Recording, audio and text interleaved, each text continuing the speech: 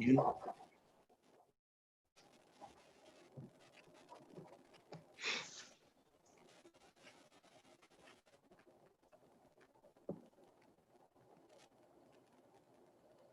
Okay, welcome members of council, staff, members of the public to our first meeting of November 2nd, 2020.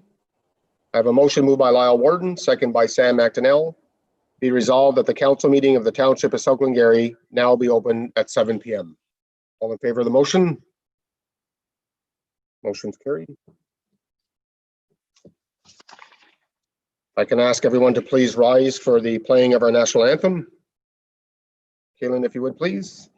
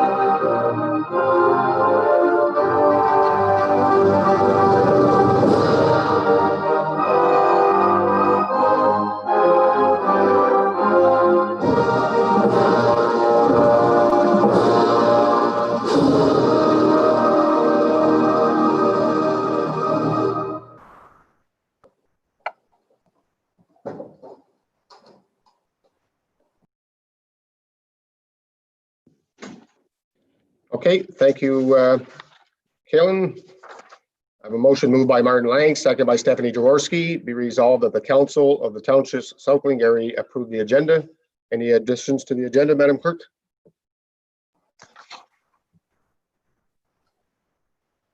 Yes, through you, Mr. Mayor, we have staff report number 165-2020, which is on the sale of part 1 on registered plan 14R6380 on Glen Walter Park Road. This will go under new business as item 12. As well, going into other business, we have item 7D3, which is the notice improving Ontario's Blue Box. And item 5, the letter regarding the South Glengarry Environment Committee request for garbage bag limit review is also being pulled to other business as item 2. Okay, thank you. Any other additions from members of council? Not seeing none, so the motion would be as amended. All in favor of the motion? Motion's carried.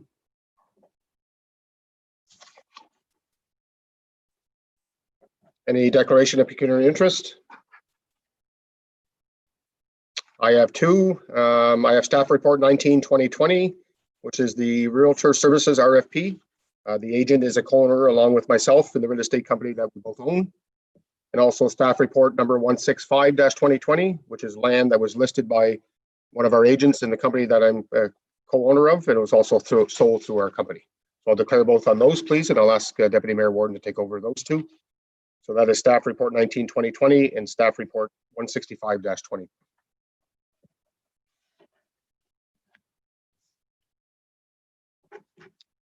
Okay, I have a motion moved by Sam McDonnell, second by Lyle Warden. Be resolved that the minutes of the regular meeting of the Council of the Township of South Glengarry held on October 19, 2020 be adopted as circulated.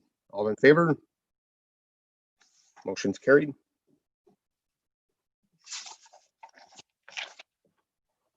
I have a motion moved by Stephanie Jaworski, second by Martin Lang. Be resolved that the minutes of the public meeting of the Council of the Township of South Glengarry held on October 19, 2020 be adopted as circulated. All in favor of the motion? Motion's carried. Thank you. We'll move right into delegations. We have a presentation delegations from History of South Lancaster Promotion Project. Bev Bethune.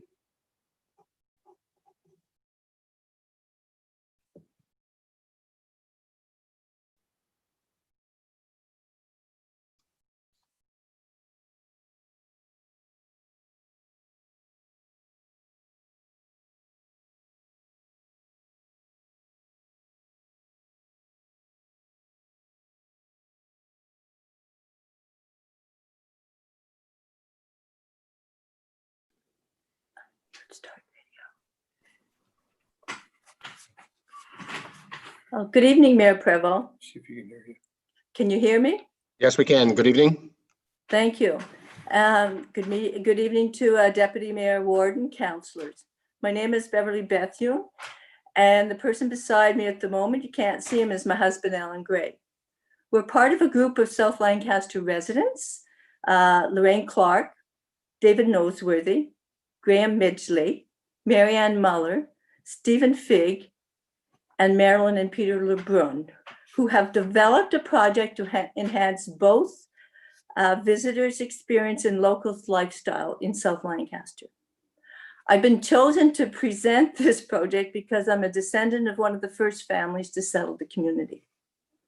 I'm going to give you a brief explanation of how our project evolved, how the whole idea came together. Due to the COVID-19 pandemic, there has been an increase in the number of visitors to South Lancaster. Central attraction, the South Lancaster Wharf, has experienced a significant increase in the number of visitors and local residents enjoying the activities it provides. There's swimming, fishing, picnicking, and kayaking. At times this summer, the area was extremely congested and extremely busy. This is a very positive thing for our community. Our project's goal or mission is to enhance visitors' experiences as well as improve the locals' lifestyle. Our plan is as follows. Step number one, we would like to have benches placed at the south end of Calvin Street, Grace Lane, and Cairnview Street.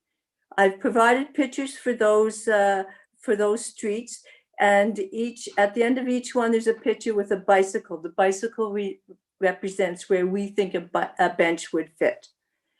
As you can see, these benches would allow locals and visitors to enjoy the spectacular view of Lake St. Francis and the Seaway, while helping to reduce traffic on the wharf. It would also provide a wonderful quiet area to enjoy the scenery rather than the hustle and bustle that we've been seeing at the wharf. The bench on Grace Lane would be, the benches on Cairnview and Calvin Street would be bolted to a cement slab in a suitable location. The bench on Grace Lane would be temporarily locked in place to accommodate the homeowner access to a seasonal driveway. South Lancaster has a rich history dating back over 2 centuries. It is the aim of our group to acquaint residents and visitors to the hamlet of yesterday and its evolution. Along with each bench, we would like to install historic bilingual signs explaining how that particular area looked in the past. For example, on Calvin Street, the sign would have information on the tannery or the centrifuge, which were located there. While Grace Lane would have information on the cattle holding area that was for the wharf. The historic sign on Cairnview would be in French, English, and Mohawk, and would provide information on the Cairn. An additional historic sign on the wharf would be a summation of the port's activities prior to the modern age.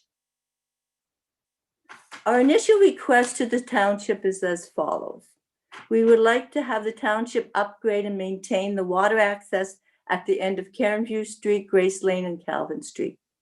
We would also request that the dead end sign at the end of Cairnview Street be moved from the middle of the water access to either the west or east side. By upgrading the ramps local and visiting boaters would have access to the water. We would also like to work in cooperation with the township to purchase and install benches that would be acceptable to all parties. The cost of the project would include the purchasing and installation of benches, as well as a historical sign. Any information on possible grant applications and financial support from the township would be most appreciated.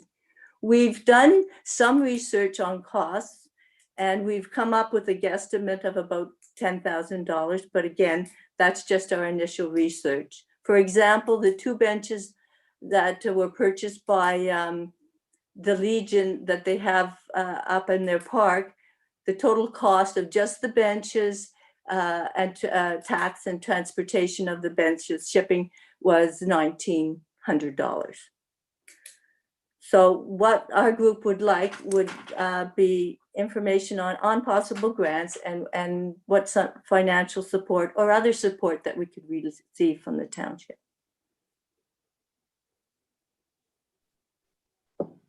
Okay, thanks very much, Ms. Bethune. Thank you very much for your presentation. I do agree with you, and I think all council would agree that this has been a very busy year for South Lancaster and the Wharf.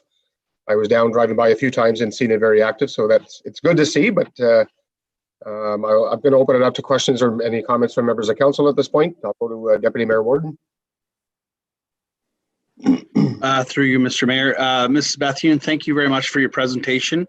I really appreciate the initiative that you guys are taking to want to beautify your little gem of a spot down there. I personally have used the wharf for swimming and attended the fishing day for the kids for a couple of years.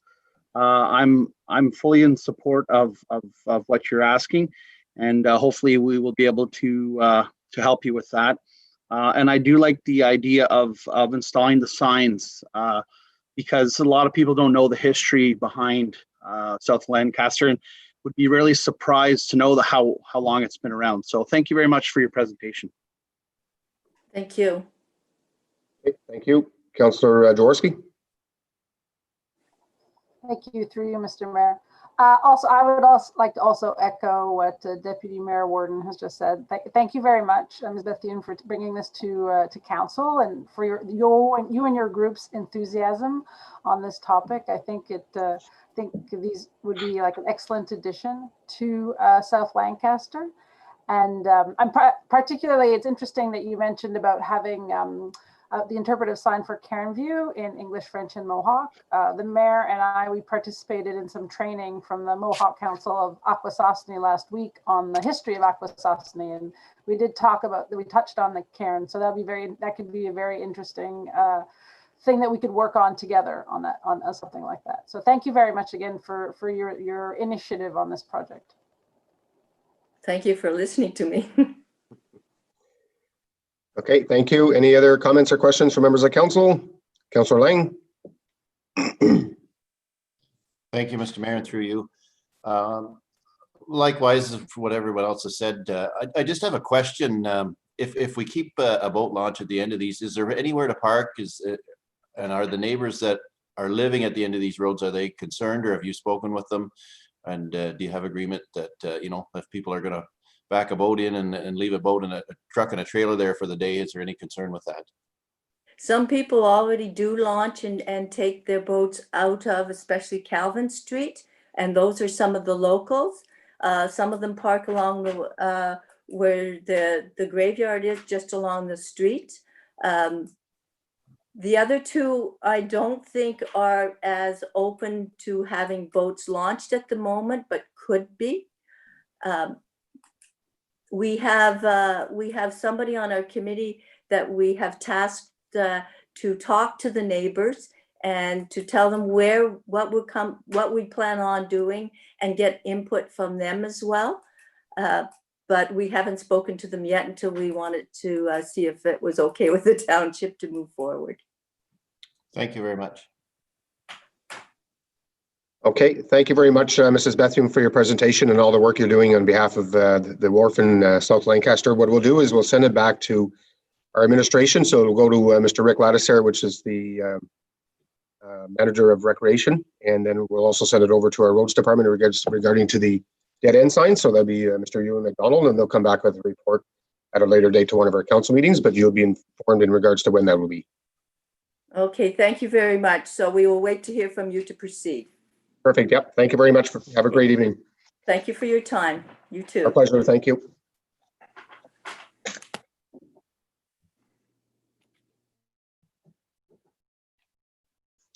Okay, our next presentation is the 2019 financial statement from NMP, Mr. Ian Murphy.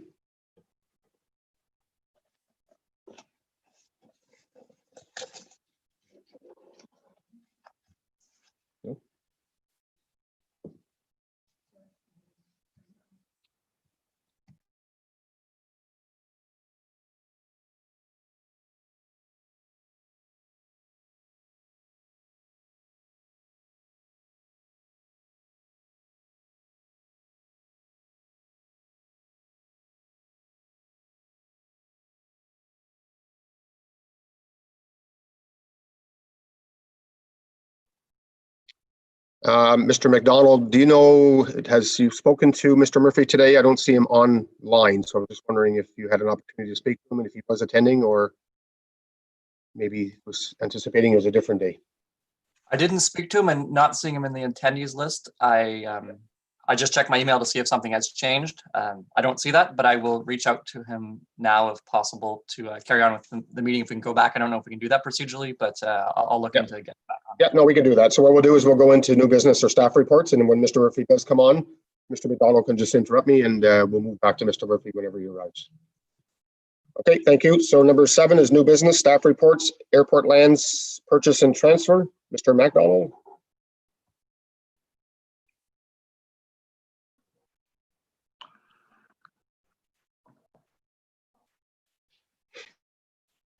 Good evening, Mr. Mayor. This is just a formalization of the land transfers and land purchase that has been discussed and approved by council.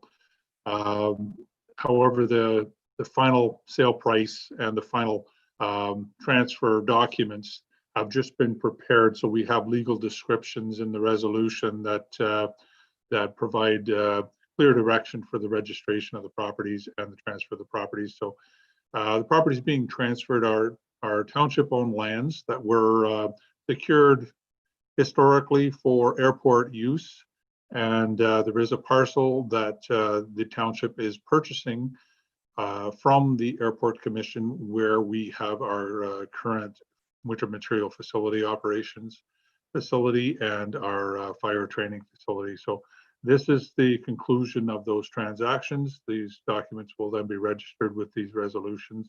The airport has already met and approved the resolutions for these land transfers. So this is the final step in that process, Mr. Mayor.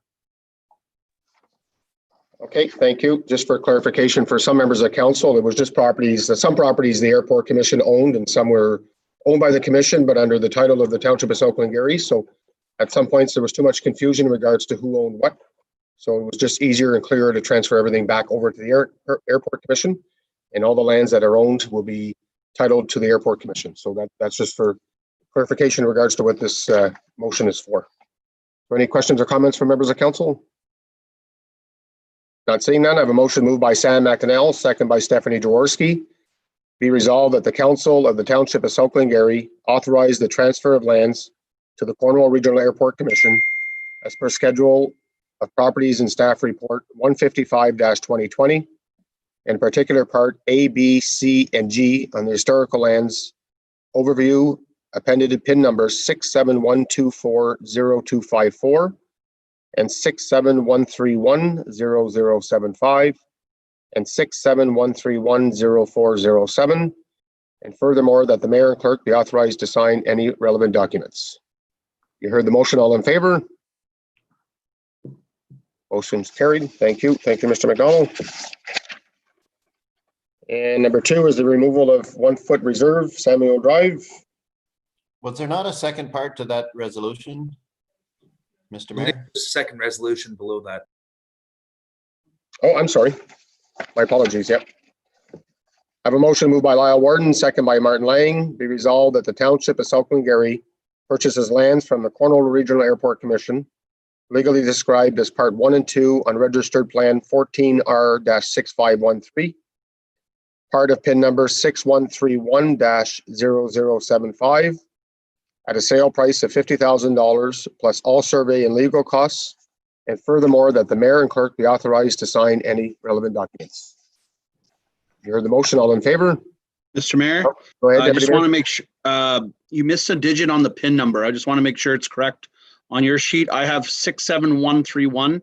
You missed the 7. I just want to make sure that it's correct on the resolution. Yeah, I have it. 67131-0075. Okay, thank you. Sorry, my apologies. Thank you. All in favor of the motion? Motion's carried. Okay, and number 2 is the removal of the 1-foot reserve from Samuel Drive. Mr. McDonald. Yeah, thank you. And through you, Mr. Mayor, this is a condition of a minor variant or a minor variance that's required. It was a severance that was completed, and one of the conditions was the removal of this 1-foot reserve to provide road frontage at Samuel Drive. I've attached the maps 14M2 to the staff report to provide you with an indication of where the location is. Once this 1-foot reserve has been removed, then this property has public road front. Okay, thank you. Pretty self-explanatory. Any questions or comments from members of council? Not seeing none. I have a motion moved by Stephanie Jaworski, second by Sam McDonnell. Be resolved that staff report 153-2020 be received and the council of the Township of South Glengarry adopt bylaw 68-2020 to remove the 1-foot reserve shown as block 22 on plan 14M-2, registered plan number 101, PIN number 671-20020, be read a first, second, and third time the second day of November 2020. All in favor of the motion? Motion's carried. Thank you. And we'll go to number 3, which is the Environmental Committee bylaw. Mr. McDonald. Thank you, Mr. Mayor, and Chairperson Jaworski of the Environment Committee might want to also chime in on the mandate that's been developed by the committee. There's been a great deal of work put into this by the current members of the Environment Committee. I believe we've been discussing this mandate for about the last year and have been refining and editing and doing research on the mandate. So I commend the members of that committee, particularly the lay members that have put a fair bit of effort into developing this bylaw for the Environment Committee mandate. The mandate currently was adopted in 2011, so it was timely to do a review of the mandate. There was a few items that we wanted to clear up in the mandate, eligibility requirements, plus the number of lay appointees in the mandate. So the draft mandate is there. I won't go through it in any great detail. Perhaps Councillor Jaworski might want to provide some insight. We do, however, have, in addition to the request to look at passage of this bylaw, we do unfortunately have a situation right now where one of our lay members is unable to continue his service to the Environment Committee due to health reasons, and we will be looking to seek a replacement. So that's included in the analysis, and what we would do is repost that position and bring the applicants to council for consideration at some point in the future. So this is just to advise you that at the current time, there is only 2 lay members, lay appointees in the committee. So if there's any questions on the draft mandate, or perhaps if Councillor Jaworski wishes to provide some insight. Okay, I'll go to the chairperson first, Councillor Jaworski, and then Councillor McDonnell, and then get Deputy Mayor Warden. Thank you, through you, Mr. Mayor, and thank you, Mr. McDonald, for putting together this staff report. Before speaking to the staff report, I just wanted to take the opportunity to address a related issue. One of the silver linings of COVID is that our committee meetings are now broadcast and even covered in the media. And it was accurately reported that I used an illness as an adjective in our most recent Environment Committee deliberations. So this was inadvertent on my part. I was actually looking for searching for a different word, and it didn't come to me in the end, but a resident did contact me about this, and I certainly can understand that felt very demeaning to individuals who are dealing with illness or their loved ones. So I wanted to apologize for using that term. Now, with respect to the mandate, the committee has spent quite some time on it, although in the end, I would say the vast majority of the document is very similar to what the intent of what the previous one was. In terms of the mandate and the objectives of the committee, we really just expanded the section dealing with the landfill sites. Where we spent most of our work was in terms of addressing the composition of the committee, who could be an officer. Currently, member of council can't be a chair of the committee, and none of our lay members wanted to be a chair. So we thought that it made sense to change it to allow that, of course, at the will of council. Also, in terms of who could be a member, previously, although in the mandate it said it had to be a resident, we have some original members of the committee who are not actually residents of South Glengarry. So we wanted to ensure that, we were, and also in terms of how often we should meet, and also if we did have a concern about if someone was not able to participate, like most of the committees we have, they do have terms that if someone misses 3 meetings in a row, that we could declare the position vacant and then recruit for another member. So those are the main points that I wanted to address. Thank you. Okay, thank you, Councillor Jaworski. Councillor McDonnell, please. Through you, Mr. Mayor, I guess more or less a few comments. Councillor Jaworski addressed one of them. I was not happy to see that the wording in this, the chair or the vice chair of the Environment Committee shall not be a member of council. I don't think that's fair at all. I'd like that to be changed, and by the sounds of it, it will be, seeing as Mr. Jaworski is the chair. I'm not against having this committee strictly for members of the community. I don't like the idea that members who aren't paying taxes here or who aren't members of South Glengarry, whether they're from North Glengarry or whether they're from the city of Cornwall, so Stormont, I don't care. I'd prefer this to be only committee members who are from the area. And I had one more. If I guess more of a request, if Mr. Jaworski could clear up something she cleared up for me today over the phone.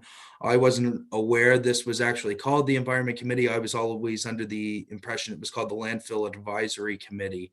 So I'd like to see that just clarified, because I know this came to me as, I think it's a revision of the mandate for the committee, but to me, it seemed as though this was coming as a new committee that wasn't, to my opinion, in my opinion, it wasn't well known that this was actually the name of it. I think it was. I'm not sure who wants to answer that. Okay, thank you. Councillor Jaworski or Mr. McDonnell, I'm not sure who wants to answer that question in regards to how it got changed from Environmental Committee or from Landfill Committee to Environmental. Mr. McDonnell? Yeah, through you, Mr. Mayor, maybe I can just provide a brief explanation. The actual mandate of the committee that was passed by bylaw in 2011 is for an Environment Committee. That being said, the committee has often and quite frequently been referred to as the Landfill Advisory Committee, which has likely created some confusion. The reason why we tend to call it the Landfill Advisory Committee is that there is a requirement in our certificate of approval for our landfill sites to have a Landfill Advisory Committee.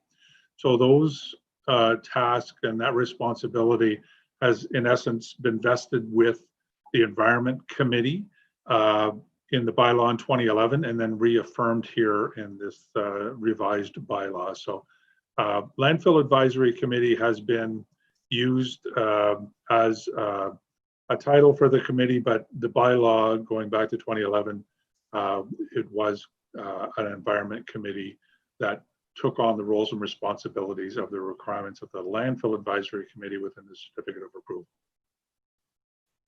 Okay, thank you. Does that answer your question, Councillor McDonnell? Okay, thank you. Deputy Mayor Warden. Question was answered. Thank you. Okay, thank you. Any other comments or questions from members of council?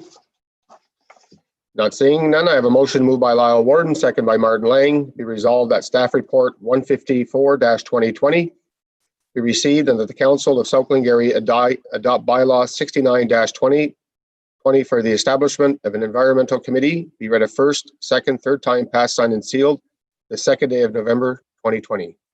All in favor of the motion? Motion's carried. Thank you. Okay, so we're going to go back to our presentations. Mr. Murphy has now joined us, so I'll ask Mr. Ian Murphy to do the presentation in regards to the 2019 financial statements. Welcome, Mr. Murphy.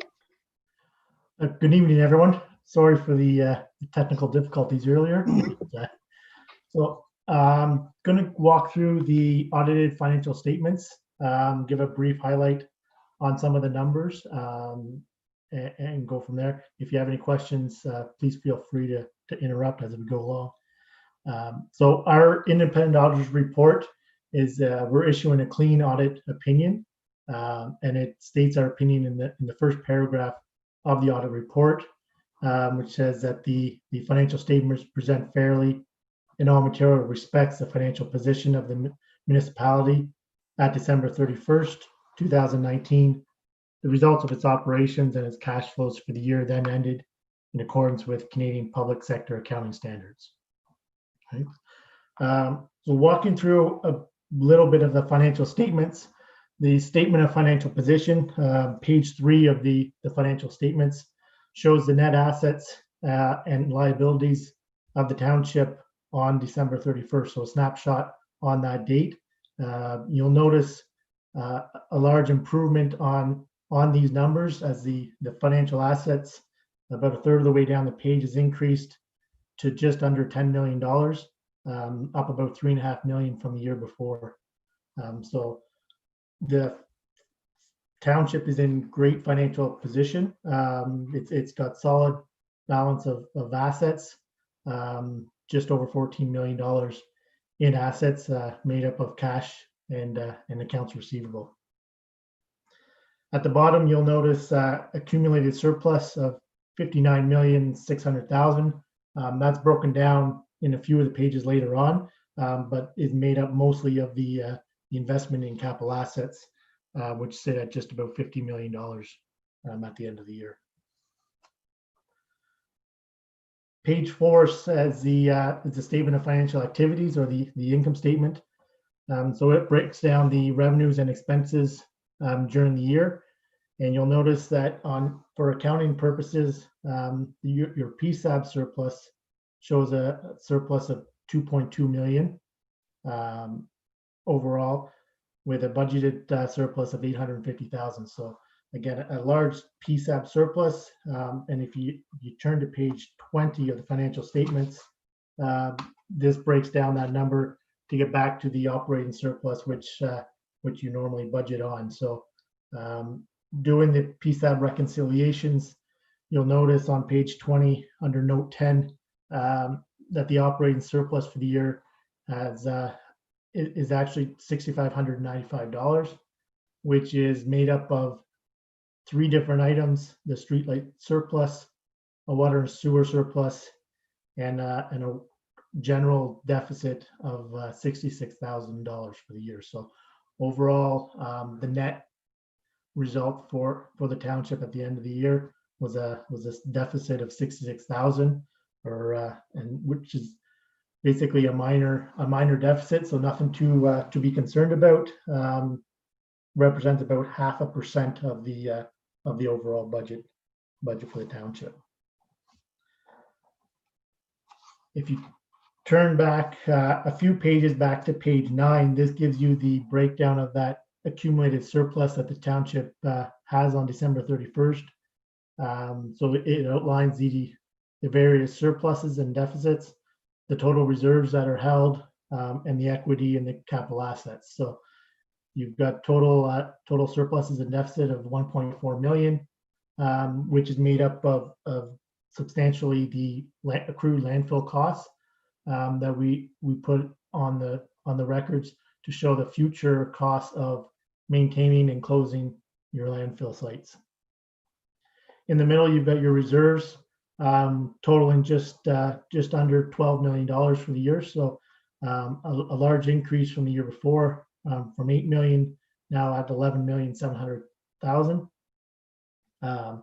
and in a good position relative to your general operating and capital budgets. So when you add this in with the accumulated gas tax funds that you got carried forward for 2020 and in the future, you're left with approximately $13 million worth of funds that have been set aside to fund future operations. And it kind of gives you a level of about 90% of your budgeted expenditures for the year. So in great financial position. The other items that you'll notice, again, that you do have no long-term debt other than the debt that's on the books, which is tile drain loans that are outstanding with area farmers. So this isn't municipal debt, but it flows through the township, so it does appear on your records. And so I'll leave it at that and open it up and see if anyone has any questions. Okay, thank you, Mr. Murphy. Councillor Jaworski.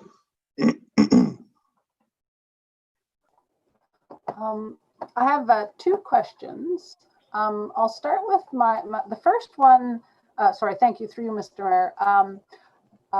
So it's point number 5, which I think is on page 18 of the package. So the accrued landfill closure and post-closure costs. I noticed that in that section, you referred to the remaining life of the North Lancaster landfill and the Beaverbrook landfill, and those figures are actually you give more life to those landfill sites than what gets reported back to us at the Environment Committee.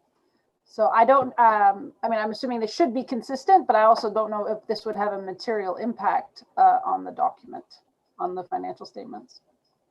The numbers we have, it has a shorter lifespan left than what you have listed here.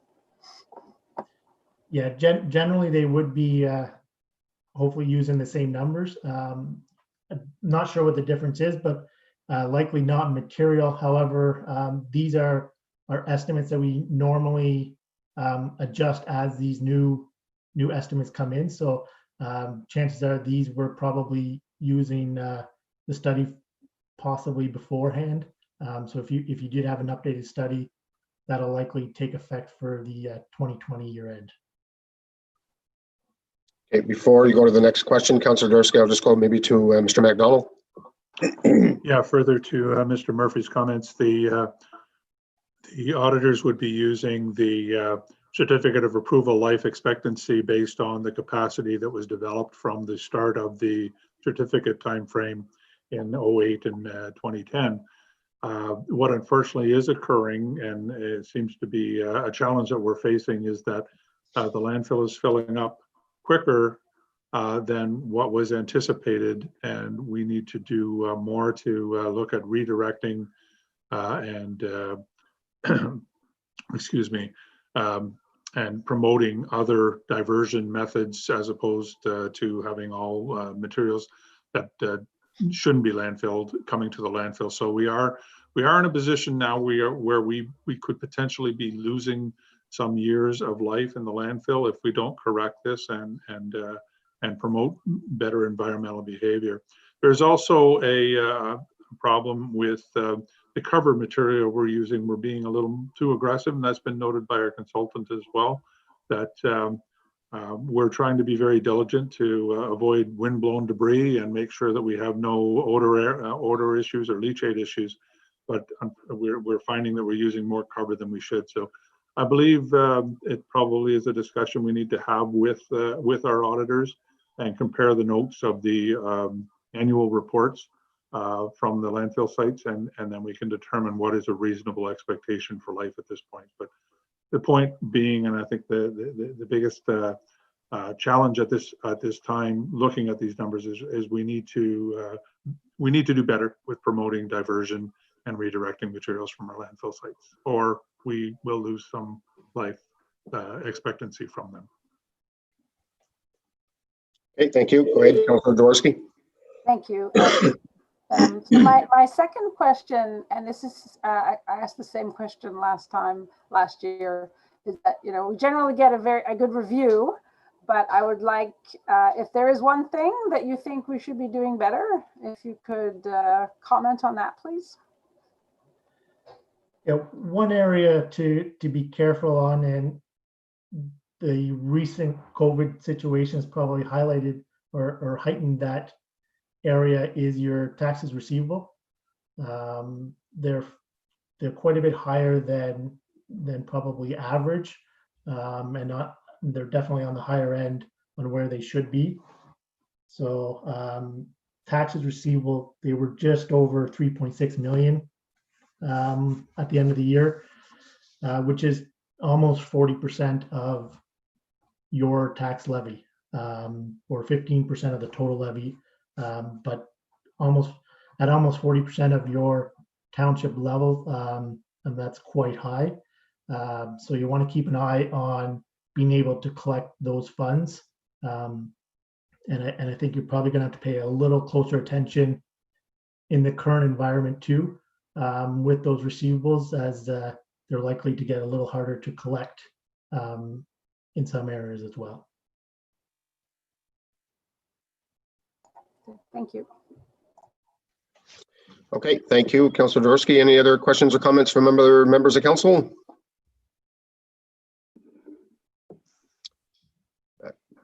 Mr. McDonald, did you have a comment or question? I wasn't sure if your hand went up or you're just smiling because we're in good standings, I guess is my question. Yes, Mr. Mayor, and thank you through you. I will do the Mike Sampson saying that this is a wonderful presentation. Thank you, Mr. Murphy. We have to keep in mind that our reserves are well, but we also have 1.3 million to invest into a garage, 600,000 into a fire hall. These numbers include 1.4 million for looping, and then 900,000 that was spent towards William Street. So we will tax those reserves as well. We had the modernization funding we didn't spend, but we are working on spending. So that is with the intention of spending. And I'm very thankful that Mr. Murphy pointed out our tax arrears. You'll see in 2018, with a concentrated effort, we were able to go from 17% to 14%. That occurred while we were training somebody for a maternity leave. So we actually had 2 AR clerks at that time for 4 months, and we noted significant efforts. We dropped it to 14, 2019, it went up to 15%. This is on page 43 of your whole package. And that's, Mr. Murphy highlighted that. So I imagine that's going up in 2020. And again, as Mr. Murphy commented, one, it's hard to do because there was a pause on tax sales. 2, the environment's probably not a popular environment to go too hard on tax sales. But at the same time, and it was discussed with former councillors, so Mayor and Deputy Mayor, you'd be very aware that sometimes it's better to let people go 3 years and be hard on them then. 2 years is the new minimum we can go. So letting them go longer just makes people incur more interest, and the difficulty of getting out of those arrears harder. So we might need to apply resources from some location, because presently the 2018 efforts would be very difficult to duplicate. But it is somewhere where we keep our eye on, because it will rise again, and it will be rising in 2020 by year end. Okay, thank you. Any other questions or comments? Okay, if not hearing none, I would also like to say thank you to Mr. McDonald and his team, and also the rest of our management team, to keeping a line on the budgets and making sure that we spend our dollars in respect to what our budgets are out there for, and putting us into a good financial position at the end of 2019. So thank you to every one of them, and thank you, Mr. Murphy, for your presentation and for the work that you do on behalf of South Glengarry. Thank you very much. Okay, thank you. So Mr. Warden, we'll go to number 4, which is the Realtor Service RFP 19-2020. I'll ask you to take that one and I will. Okay, thank you. Moving on to staff report 156-2020, Realtor Service RFP, Mr. McDonald.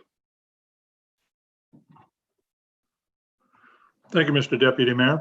Council directed that we issue an RFP to secure the services of a realtor to market and hopefully sell some surplus lands that we have predominantly in the Lancaster Heights area. There's a number of lots in Lancaster Heights as shown on the map that was provided back in August and also is included with this report. And there's also a couple of larger parcels there. When we discussed the RFP for the Realtor Services, Council did at that time direct that we include the other properties that had been previously declared surplus in this same RFP.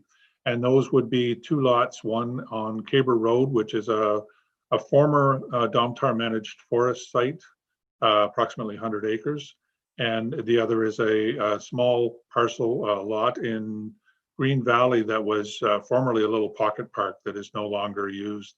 So we included all of those properties in the listing as a schedule, and we have received we received a submission from Troy Valancourt from Century 21, and their proposal was a commission of 4% for any final sales, and 3.5 should they represent both the buyer and the seller. This is consistent with, although it's only one bid, this is consistent and competitive with previous RFPs that we've issued for Realtor Services.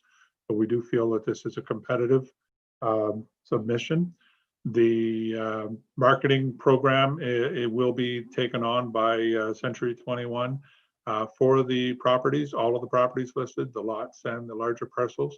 And hopefully this will allow the township to dispose of these properties that have been declared surplus. The resolution is there, Mr. Deputy Mayor. Thank you, Mr. McDonald. Councillor McDonnell. Through you, Mr. Deputy Mayor, I had a question for Mr. McDonald. Currently this evening, are we approving which, are we approving all of these parcels to put for sale, or are we just approving that that we would go with this RFP? My understanding, given that the properties have been declared surplus, that is intended that we would then sell them. So the listing in the property in the RFP includes all of the properties noted. And if you look at the listing on page 65 of your package, it gives a full list of those lands. So my understanding of the direction was we issue an RFP and that Realtor Service would then market and sell all of these lots for us. Subsequent, Mr. Deputy Mayor? Yeah, go ahead. I guess with all the conversation we've had tonight and with what's going around these days, and we talked about the lifespan of our landfills with the parcel, and I'm not suggesting we made this decision now, but with the parcel on Caber Road might not be an ideal parcel to keep in the township portfolio just in case we should need a new landfill. I mean, it's a 100-acre parcel. We could always sever it in half and sell it at 50 or 50 acres of the 100. By the looks of it, it's a 100-acre piece, but just a thought, perhaps that might be a beneficial parcel to us in the future, unlike Lancaster Heights, where it's a full development and it's under a subdivision agreement. Okay. Something to consider, but yeah. Mr. McDonald, did you want to answer that question? If council wishes to reconsider the listing of properties, the direction in August was to include the properties that had been previously listed as surplus. And I appreciate that you weren't here in 2014 when that property was declared surplus. So if there's a reconsideration of that property, I would simply have to have that direction from council. Okay. Thank you for that, Mr. McDonald. I'll go to Councillor Jaworski, then to you, Councillor Lang. Thank you, through you, Mr. Deputy Mayor. I have two questions. The first question, and in terms of context, I was quite surprised that we had as many surplus lands declared surplus as we did. I knew that we had several lots in Lancaster Heights, but I did not realize to what extent it was. Also, I was not aware of the Charlottenburg managed forest piece as well. So, so it's good to see it all in one place. But with regards to Lancaster Heights, and I guess this extends to the other piece as well, like the history, or do we have a plan when it comes to Lancaster Heights? Like if this was a developer and that was their subdivision, I would think that, you know, that there would be more of an overarching plan as to how, you know, it might be developed. And I don't know if this is something where, you know, economic development should also be somehow involved in that piece. But I was surprised by how much land we own there. And building on Councillor McDonnell's point about the managed forest lot, again, it was a surprise to me. And I think, you know, there might, you know, maybe what Councillor McDonnell mentioned, or there might be some other purposes for it as well that we might want to consider. So I'd be interested in maybe looking and at least having a bit more about the history of why that one also in particular was declared surplus. Thank you. Okay, that was your questions. Okay, moving on to Councillor Lang. Thank you, Mr. Deputy Mayor, and through you. Yes, when I did read the list of properties, there were some that we were not made aware of. But I still think we can go ahead with this motion. Just reading the motion, we have asked to, you know, to secure a realtor, and this is what we are doing. It doesn't say anything in the recommendation that we are going to go ahead. I would like to secure this realtor and have this realtor come to us with a proposal for these properties, maybe with some values, updated values of what, you know, I think that's why we're hiring somebody, is to give us some advice on these things and what they think they're worth, what we should be selling them for. I'm not ready to sell it for whatever he can just get. I would like to, you know, most people put a price on things before they decide. I know Lancaster Heights, we have some prices already on lots. I don't know if it's on all of them or not, but I've never heard of a price on this managed forest. I didn't even know it existed. So I just like to see that updated, but I think we can go ahead with the motion and then have the realtor come back to us and, you know, go from there. Yeah, I agree. I'm just going to interject here, Mr. McDonald. I agree with those comments, Councillor Lang. It's my understanding that should this realtor be hired, it would be up to them to present to council what they think.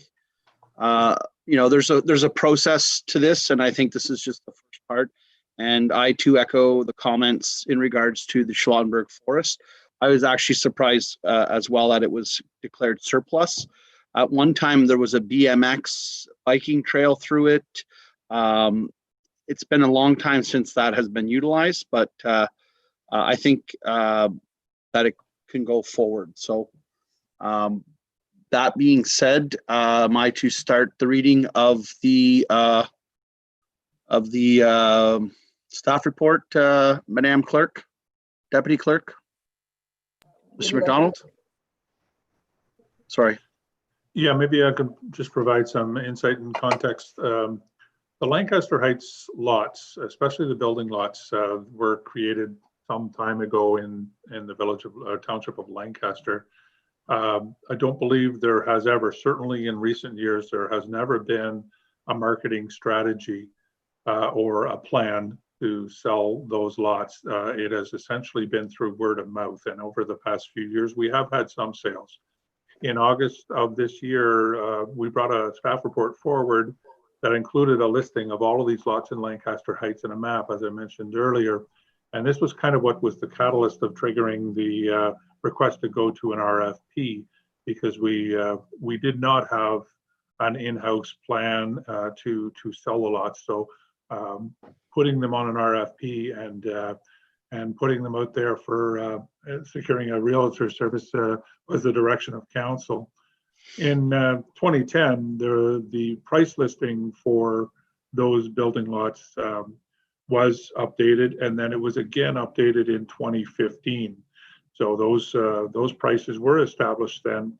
However, there would be follow-up discussions with the realtor should this resolution be passed. And also, just for clarification, the managed forest lot is actually on the north side of Caber Road, and from the map it's difficult to see, but it does not adjoin or abut the landfill site. It's a completely separate parcel, a little further east of the landfill and on the north side of the road. So it is not buffer lands for the landfill, nor is it where the mountain bike trail was. Okay. It's hard to determine on a map when you're seeing it and just seeing a purple line in the middle of a map. So, but just for clarification, that is not one of the properties that was. Okay. Thank you for Wow. clarifying that up, Mr. McDonald. Yep. My comment was more of a future landfill site, should we ever need one, or by the sounds we'll need one in 12 years or so, 10 years. Okay, so that being said, Madam Clerk, I can go ahead and read the motion. Yeah, I was going to ask if you wanted me to read it, but if you have it. Yeah, be it resolved that staff report 156-2020 be received, and that the request for proposal 19-2020 be awarded to Troy Viancore from Century 21 Shield Realty as per the fee proposal for a commission of 4% of any final sale or 3.5% of any final sale should the agent represent both the buyer and the seller, and furthermore that the deputy mayor and clerk be authorized to sign any relevant documents. All those in favor? Motion is carried. Back to you, Mr. Mayor. Thank you, Mr. Deputy Mayor. We'll move to number 5 of the seasonal sidewalk closures. Mr. McDonald. Yes, and through you, Mr. Mayor, this is a new bylaw that is necessary for the municipality to protect our liability in regards to our winter maintenance on sidewalks. The minimum maintenance standards of the province, which based on the level of service policy that was established in the township in 2011, included adherence to the minimum maintenance standards as our level of service. The original legislation, Regulation 23902, did not include any reference to sidewalks. However, when that minimum maintenance standard was revised and updated in 2018, it did include a requirement or direction and guidance on what the standards should be for municipal sidewalks for snow clearing and icy conditions.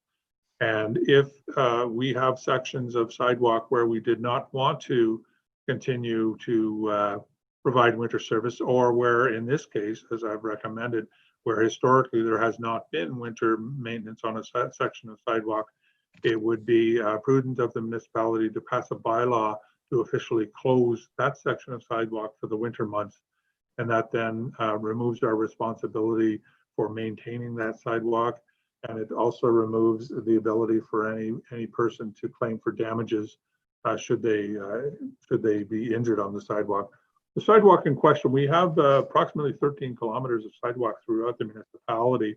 This is a short section of sidewalk in the hamlet of St. Raffles on the north side of the road. It's a very narrow sidewalk, and we have never provided winter maintenance to that section of sidewalk. So this is just to have a bylaw that acknowledges that there was never service to this.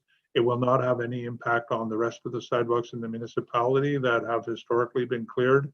And based on our past practice and procedures, I don't see any reason why we won't certainly meet, or in most cases exceed, the requirement of clearing 8 centimeters of snow from a sidewalk within a 48-hour period, or clearing or treating icy sidewalk conditions within a 48-hour period. So we have the resources to meet those standards, and this bylaw would just recognize that one section of sidewalk would be closed for the winter months.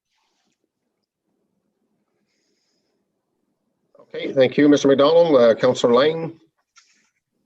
Thank you, Mr. Mayor, through you. Thank you, Mr. McDonald. I was contacted by a resident, just had a conversation this afternoon, And they said that we haven't, for the last year or so, haven't been cleaning the sidewalk on Warren Street in Williamstown. Is that, and if that's the case, should that not be added to this list? And I'm also curious about the new sidewalk, very nice sidewalk that we've just constructed on William Street in Williamstown. Is that going to be cleared? To the best of my knowledge, I will have to check on this, but Warren Street, I believe we are clearing the sidewalk as part of our level of service. So if we aren't, we should be. It's not a section of sidewalk that I would recommend be closed for the winter months because there's no other options than on the road, and there's no paved shoulder there as there is in St. Raffles. So the William Street or Warren Street should be done. I'll reaffirm that with the road managers. And also William Street, yes, that would be added to our circuit of sidewalks. So we would do that section of sidewalk as well through the winter months. That makes sense. I just assumed that Warren Street was being done, and this resident lives on Warren Street and claims that it hasn't been done for a couple of years. So just a heads up, I guess. Thanks. Okay, thank you. I will follow up.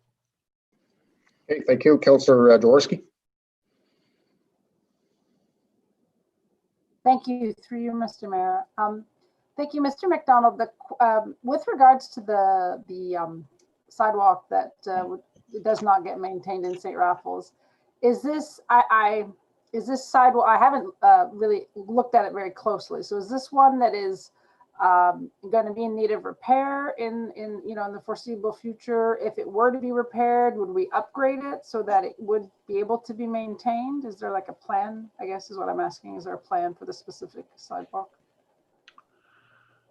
At the moment, we do have a sidewalk assessment done annually, and the last one was done in 2019. We've been unable to update it this year because of the pandemic situation, but this section of sidewalk is in very poor state of repair and either should be replaced or removed, and that should be done sometime in the next few years. So that would be a decision of council. I don't believe there's a lot of use on the sidewalk because now that the counties is looking at the wider paved shoulder when they're doing their overlay programs, I believe that there is capacity there for pedestrian and cyclist traffic, and that this sidewalk may be redundant. But again, that's a decision that council would have to make sometime in the next couple of years. Okay, thank you. Any other questions or comments from members of council? Not seeing none. I have a motion moved by Stephanie Jaworski, second by Martin Lang. Be resolved that staff report 157-2020 be received and that the council of the Township of South Glengarry adopt bylaw 70-2020, being a bylaw to close the section of sidewalk on the north side of SDNG 18 in the hamlet of St. Raffles for the winter season, be read a first, second, third time the second day of November 2020. You heard the motion. All in favor? Motion's carried. Thank you. Thank you, Mr. McDonald. And we'll go to the winter maintenance agreement with SDNG. Yeah, thank you, Mr. Mayor. This is actually a renewal of a pilot project that we've worked on. It was all the municipalities in SDNG and SDG counties. There was a road optimization study done by the counties in 2015, and it resulted in some recommendations wherein municipalities might be better suited to provide winter maintenance on certain sections of road. In South Glengarry, those roads were identified as Duncan Street and Lancaster, which was actually transferred to the municipality and is now a municipal jurisdiction. And SDG 17 from Williamstown to McGilvery Bridge at SDG 27, it was identified that it would be much more efficient for the municipal roads staff to provide winter operations on that roadway, given that it does have somewhat lower traffic than some other county roads, and that were relatively close. So the agreement does have provisions for a fee for service based on an annual lump sum based on the kilometers of road, which is 11.6, I believe, in this case. And it also has a formula to calculate a representative amount of materials that are used. So the municipality is receiving revenue for the service they're providing. I think it's been a successful partnership. I think across SDNG, there's a number of these agreements in place that are providing municipalities and the counties an opportunity to work together to find efficiencies in their operations. The counties has approved the agreement, and we have the signed copies from them to return. And I would certainly recommend that the municipality continue with this arrangement with the counties. We haven't had any concerns raised from residents about the level of service on the roadway, and nor has the counties received any concerns of the level of service we're providing. So it appears to be an agreement that works for both the counties and the municipality, and this would extend that agreement for an additional 5 years. Thank you, Councillor Lang, and then Deputy Mayor Warden. Thank you, Mr. Mayor, through you. Thank you, Mr. McDonald, for the presentation. The kilometers, is that lane kilometers? Because as far as I know, it's about 5 kilometers from 27 to Williamstown. So I'm just wondering.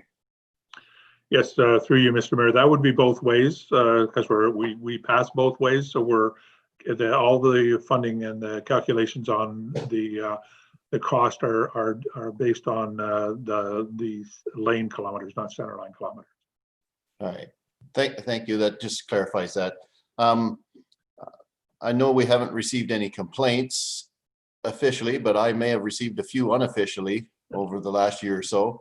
And nothing major, just comments that it's not quite the same as some of the other county roads. In the route optimization study, I think it was under route number 6. I'm just curious about that route because I know last year there was a few times that it seemed that there was stone dust put on that road.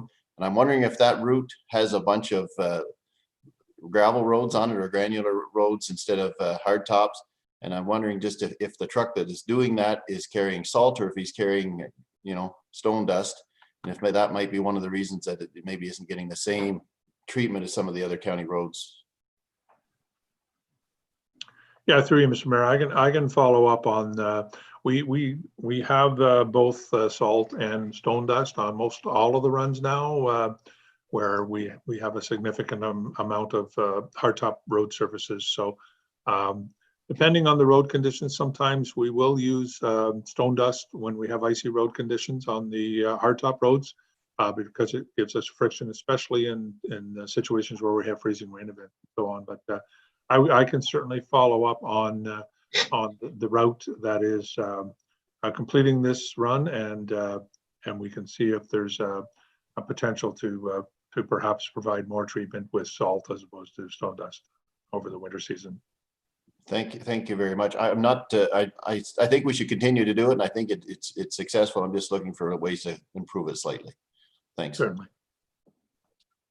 Okay, thank you, Deputy Mayor Warden. Thank you, Mr. Mayor. Ewan, do you see any potential for any issues once our garage is moved? So if we're on Airport Road, do you see any negative impact in signing a 5-year term for this road? I mean, it's worked well the last 5 years because our garage was just around the corner. I'm just curious to know if there will be potentially negative consequences of moving our shop to Airport Road. Yeah, through you, Mr. Mayor, I don't believe so. And actually what we did do in the road optimization was we included this section of road as one of our responsibilities. So it wasn't excluded from the road optimization study. And as you know, what we've determined from that exercise is that we can, by optimizing our routes, we can shave some time off of our total travel time, and that did include County Road 17. So my answer would be no. I believe we can continue to provide this service without a negative impact based on a new deployment garage on Airport Road. Perfect. Thank you. Okay, thank you. Any other questions or comments?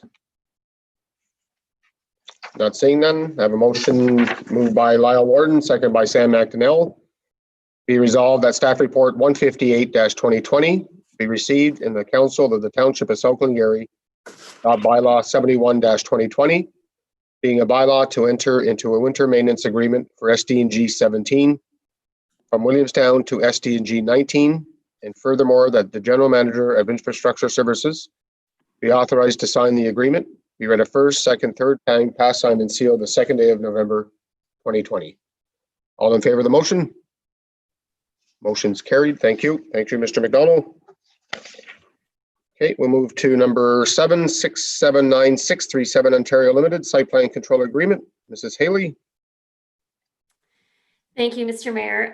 Just to let you know, Mr. Mayor, I have the next 5 staff reports and I'm having some internet issues in terms of viewing the agenda. So I'll do my best to go by memory for my staff reports if I'm not able to refer to them. So this particular property is located on County Road 34, just north of Lancaster, and it's known as Quick Draw Tarps. They're proposing to construct a 5,000 square foot addition, and actually it's an independent structure completely that would be constructed nearby the existing structure. And the purpose of the structure is for storage and for installation of tarps on their on different transport type vehicles. You'll notice in my staff report that we tried to expedite this for the property owner with the winter months coming. And so at the time of authoring it, I did not have comments from our fire chief, Robertson, or from our United Counties engineering department. But I since have received those comments in time for the meeting, which allowed us to keep it on the agenda. So I thank everyone for their quick review and turnaround. So what we've done is because the building permit application review still needs to occur. In the site plan control agreement, we've concluded all of the normal kind of policies and requirements that we would normally have. But in section 7, we have a statement that speaks about providing the possibility of water supply for firefighting services. And those calculations will be completed by the building department as they review the building permit application submission. In regards to, though, Chief Robertson's comments, there was no major concerns that were brought forward, felt there was adequate access, separation distance between the structures. And the United Counties reviewed it also, and no concerns. The proposed structure is set back quite far from the county road. No impact to grading and drainage along County Road 34. So I have nothing further to add to this staff report. And if there's any questions, please let me know. Okay, thank you, Mrs. Haley. Deputy Mayor Warden. Through you, Mr. Mayor, it's more of a comment. Ms. Haley, I want to thank you today for taking my call. I too had concerns about the water issue in regards to another company having to do it. So I appreciate you and staff's time today. It was much appreciated. Okay, thank you. Any other members of council have any questions or comments? Not seeing none, I have a motion moved by Stephanie Jaworski, second by Martin Lang. Be resolved that staff report 159-2020 be received and that council of the Township of South Glengarry approves bylaw 72-2020 in the site plan control agreement for 679637 Ontario Limited for the property legally described as part of Lot L, Concession 1, front in the geographic Township of Schomberg, now in the Township of South Glengarry, the County of Glengarry, being Part 2 on Registered Plan 14R6145, also known as 5510 County Road 34, and authorizes the mayor and clerk to execute the site plan control agreement. All in favor of the motion? Motion's carried. Thank you. We'll move to the Mitchell zoning bylaw amendment. Mrs. Haley. Okay, thank you, Mr. Mayor. So this property is located in the village of Lancaster on the corner of County Road 34 and South Beach Street. Most of us are familiar with the property as it's across the road from the township's parking lot, and it's been vacant and well maintained for many years, and most recently used as a temporary flea market site. So the current property owner is hoping to put the property up for sale and worked with the municipalities to look at the best way to rezone the property and to market the property. The owner completed or had a topographical survey completed that was able to prove that a majority of the property is above the floodplain, which is great news for the municipality because that will allow that property to be developed sometime in the future. And so I won't go through all the official plan and policy components of the staff report, but I will say that the proposed zoning change conforms to the provincial policy statement. It also conforms to the official plan. And the general commercial zone that's proposed is going to be consistent with the commercial uses across the road. The fire hall is there as well, but there's also other commercial uses in that location. We did receive positive comments from the RRCA, the Ministry of Transportation, and the United Counties of Stormont, Dundas, and Glengarry. So the RRCA's request was to make sure when we prepare the map for that subject property that we're keeping the lands that need to remain in floodplain, and we're changing the lands only that are above the floodplain. So you're going to see in the map that's attached to the bylaw, it's been very specifically drawn using the elevations of the floodplain that was provided to us from, I believe it was Stidwell as the surveyor. And then the Ministry of Transportation's comments were they had no concerns with the zoning amendment, and they listed specifications that would be included in site plan control if and when this property were to be developed. They require access for the property to be on South Beach Street, as well as the United Counties of SD&G. They also require access on South Beach Street. But it was a really good process with no surprises, and hopefully we'll have some development in that location soon if council is willing to approve the zoning amendment as per my recommendation. Okay, thank you, Councillor McDonnell. Then Councillor Worden. Through you, Mr. Mayor. Miss Haley, I'm just looking at the map now. I don't know if you're able to look at it, but it's, to my recollection, was there not more lands in I think at the public meeting when this was held, there was more lands out of the floodplain? Like, I'm just looking at would be the northeast corner, and then down along the side, which would be, I guess, getting close to the on-ramp for the 401, and to the west side as well. Just seems like there's been a considerable amount of lands lost in the last few weeks, I guess, as this topographical survey came back. So through you, Mr. Mayor, at the public meeting, we actually didn't have this area defined. We had the land shown as all of it blacked out as the subject property that's owned by the Mitchells. And I indicated that the very south end, that kind of that finger shape, if you will, is undevelopable anyway because of the shape of it or the configuration of it. I indicated that that was the area that was primarily in the floodplain, but now that we've actually mapped it through GIS accordingly, this is what needs to be presented in the bylaw. So when you go to the public meeting, you're looking at the location of it, and then you wait for all the comments to come back and map it accordingly, and that's how it comes back with, and that's why this is included in the bylaw. This still will allow for development for sure.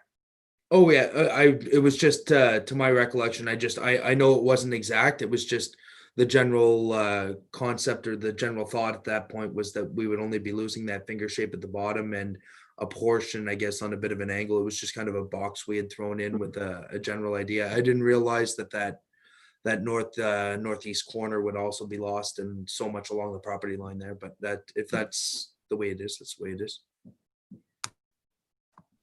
Thank you. Okay, thank you. I apologize, Deputy Mayor Warden. I think I called you Councillor Warden, but we'll ask Deputy Mayor Warden. That's okay, Deputy Mayor.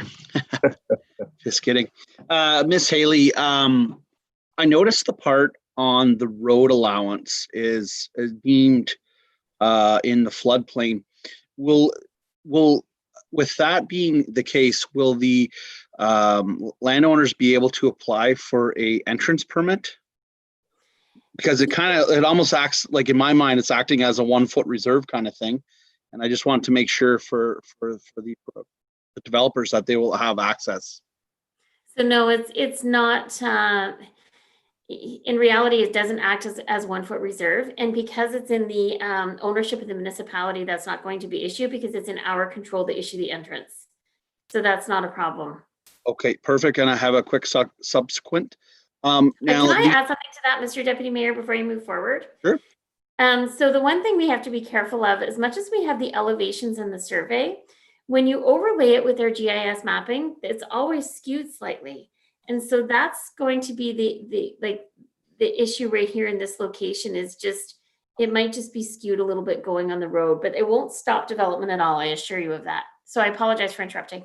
No, that's fine. I just wanted to make sure that it's only specifically for this property. So it's showing the other parcel beside it, that's showing in the floodplain, but that wasn't part of this. So there's a potential for that property is not in floodplain as well. Should that So, landowner choose to do the surveys? So to clarify, this has nothing to do with the property next door.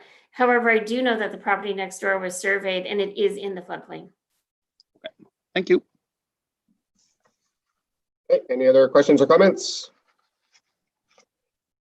Not seeing none. I have a motion moved by Sam McDonnell, second by Lyle Warden. Be resolved that staff report 160-2020 be received and that the council adopt bylaw 73-2020, being a bylaw to amend bylaw 38-09, the comprehensive zoning bylaw for the Township of South Glengarry, for the property legally described as part of Lot L, Concession 1, front being part of 1 on reference plan 14R-4370, located on the southwest corner of County Road 34/Military Road, South Beach Street, Lancaster, in the geographic Township of Schlumberg, now in the Township of South Glengarry, the County of Glengarry, be rezoned from floodplain holding FP-H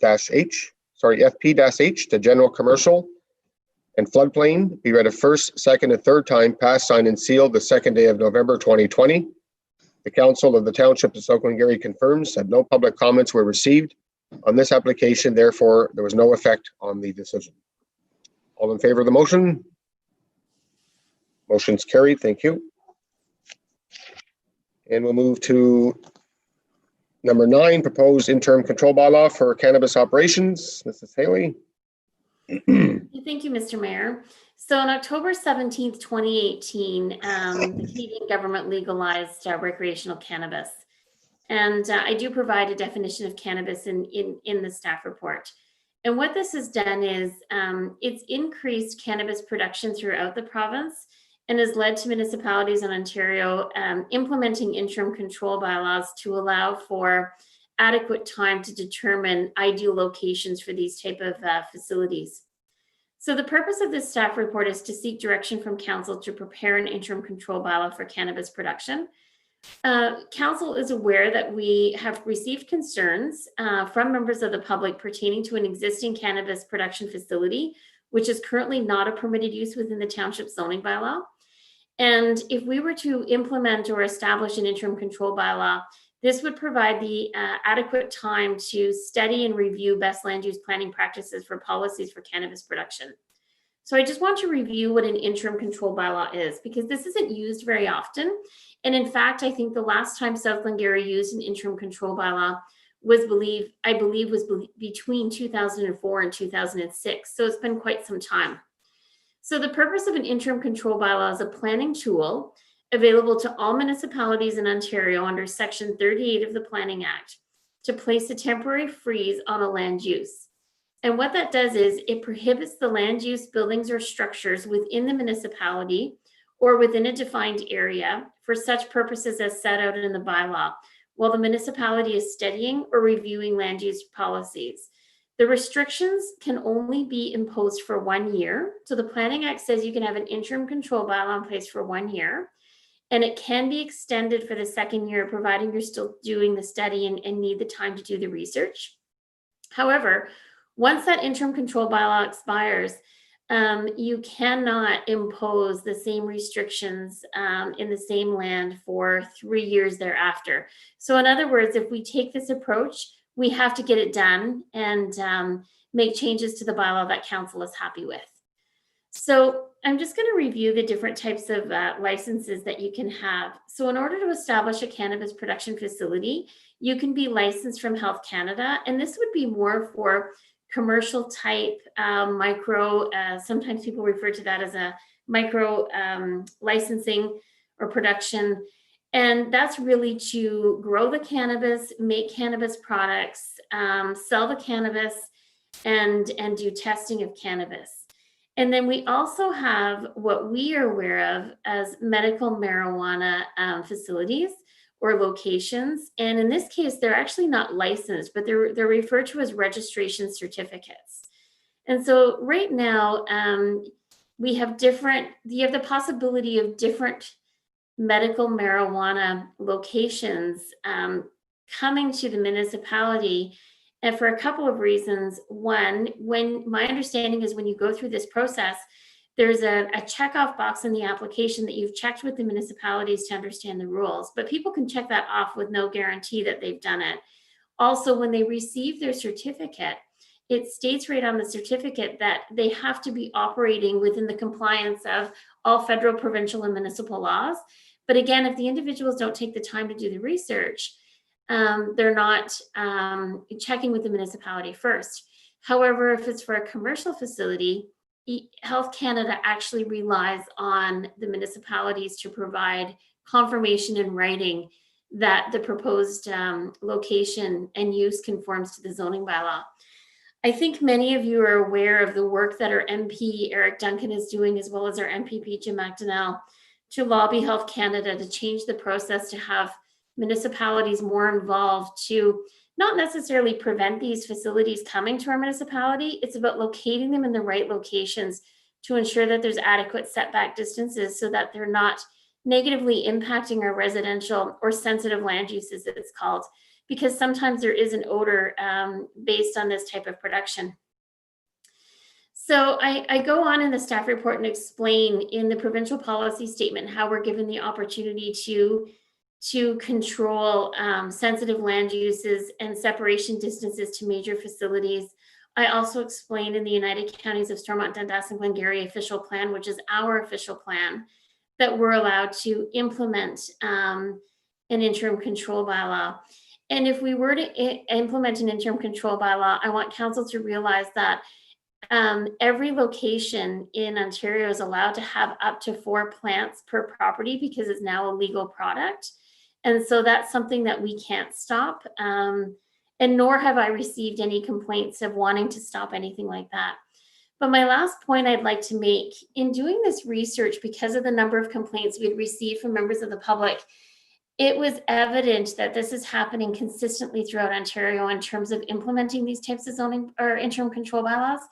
I wouldn't be surprised if I came across almost 100 examples. And so if council is interested in this type of approach, this is what's going to happen. At our November 16th council meeting, I will bring an interim control bylaw to council for review and consideration for approval. The process does not require any public consultation. It's simply council's choice to adopt the bylaw if you wish. And once it or if council gives that direction to proceed with the study, then we would take the time to do the review internally to determine where is this best located. And I'll give you an example. You often want them in industrial uses, but we have some locations in our community where we have a light industrial zone, being Richmond Road, Hay Road, where we have houses nearby. So maybe we want to consider them only being in heavier or medium industrial zones and putting separation distances in place. You also may want to consider utilizing the Administrative Environment's D6 guidelines that are guidelines from facilities to sensitive land uses. And those guidelines are currently in effect, but we would need to spell them out in the bylaw as to what those distances would be from the type of facility to the sensitive land use. And so that's where we need to do our research to find out what's everyone doing. And I put in my bottom paragraph in the staff report that North Dundas is currently going through this. It's my understanding they have a bylaw going before their council tomorrow evening. So we're not the only ones in SDNG looking at this. I believe another municipality may be as well. But I don't think I have anything further to add. If there's any questions that council has, let me know. And it's good for me to hear your feedback so that if you direct me to prepare this bylaw for November 16th, I have to have that done by Monday. And so I look forward to your comments this evening to make sure we're on the right track. So thank you, Mr. Mayor. Okay, thank you, Mr. Saley. I'll go to Councillor McDonnell, then Deputy Mayor Warden, and I may have a comment at the end. Through you, Mr. Mayor. Thanks, Ms. Haley, for your presentation. I don't know what the solution is, and I don't know that anyone really does, but I think the province, especially as well as the federal government have been, or the federal opposition at this point in the federal government have been working together on this, trying to find something that to put in place that's going to really regulate this a little bit better.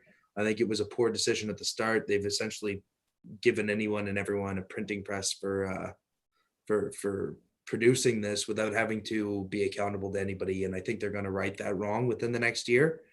I think this is a good time to do this, and I think we should be. I look forward to seeing this come to the next council meeting. Okay. Thank you. Okay, thank you. Deputy Mayor Warden. Through you, Mr. Mayor. Yeah, again, thank you for the presentation, Ms. Haley. I guess the question I have, and I did, excuse me if I missed it in the staff report, will this deal with any existing facilities that have currently are in production? Will this put a stop to that, or is this just for anything new? Because as you're aware, we have received complaints about a specific certain area in the municipality, and I'm just wondering if there's any teeth in this that will allow staff to will give them the tools they need. Okay. Through you, Mr. Mayor, that's a really good question. So, for example, any site that's currently in operation with approvals, and I think our council is well aware of the Committee of Adjustment approving a minor variance earlier this summer for a type of facility in a different location in our community. That would allow to continue because it's been brought into conformity to the zoning bylaw because they've gone through a land use planning process and they worked with the municipality to achieve that approval.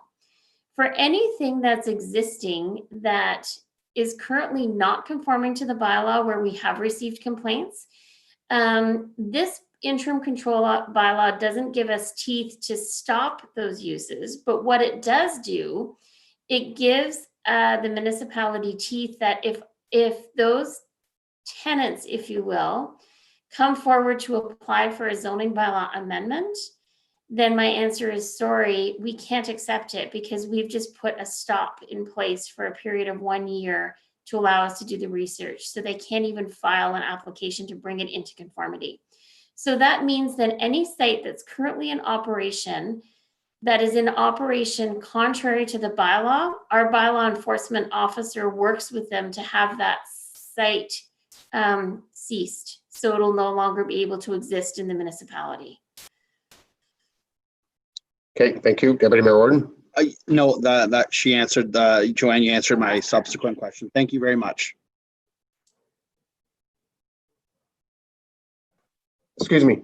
I had the same question, I guess, as Deputy Mayor Warden, so thanks for that clarification, but I think we need to seriously look at where we are going to allow them. I know we do have light industrial in a couple of the areas, like you said, Mrs. Haley, earlier, and there is residential areas or homes around them, and that's the complaints that we are receiving in respect of some of those areas. So I would like to see at least medium industrial or large industrial, if we have any, or even out in the countryside and agricultural areas, but not when along any residential areas where there's more than 10, 12, 15 homes and that type of thing, and maybe some type of a agreement in there in regards to how many feet away they have to be from any residential property. So I'll look forward to seeing something at the next meeting.